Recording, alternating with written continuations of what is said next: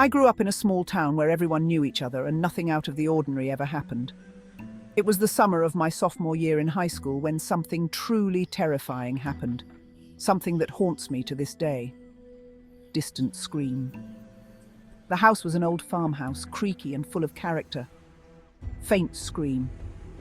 My room was on the second floor and it had a large window that overlooked the backyard. The backyard was expansive, stretching out to the edge of a dense forest. Distant scream.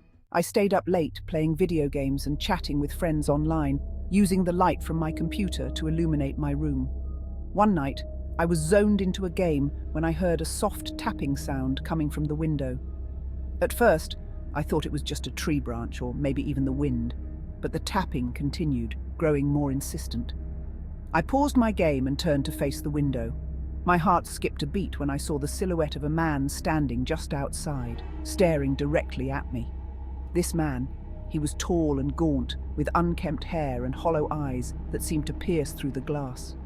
I froze, my mind racing. How could someone be standing outside my second-story window?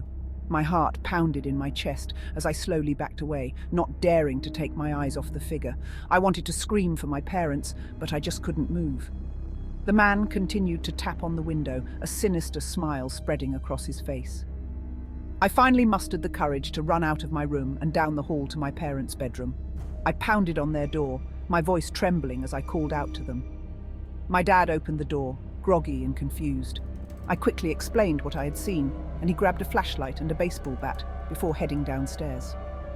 My mum stayed with me, trying to calm me down. We heard my dad open the back door and step outside. The minutes felt like hours as we waited for him to return. When he finally came back, he looked more perplexed than worried. He said there was no sign of anyone outside, no footprints, nothing. He assured me that it was probably just a figment of my imagination or a trick of the light. Reluctantly, I returned to my room, but I couldn't shake the feeling that I was being watched. For the next few nights, I kept my curtains tightly shut and avoided looking out the window. I had almost convinced myself that it had all been a bad dream when it happened again. This time it was around 3 a.m., and I was jolted awake by the sound of the tapping. My heart raced as I slowly turned to face the window.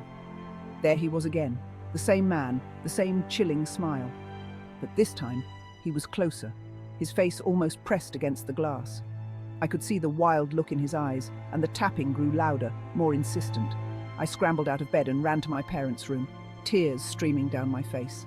My dad repeated his routine of checking the backyard, but once again he found nothing. This pattern continued for weeks, with the man appearing at my window sporadically. My parents began to think I was making it up, but I knew what I saw was real. One night, I decided to set up a camera to capture proof of the man. I positioned it to face the window and set it to record before going to bed. Sure enough, around 2:30 a.m., I heard the familiar tapping. I didn't dare look this time, but I knew the camera was capturing everything. The next morning, I eagerly checked the footage. My blood ran cold as I watched the video. There he was, the man, standing outside my window, tapping and smiling.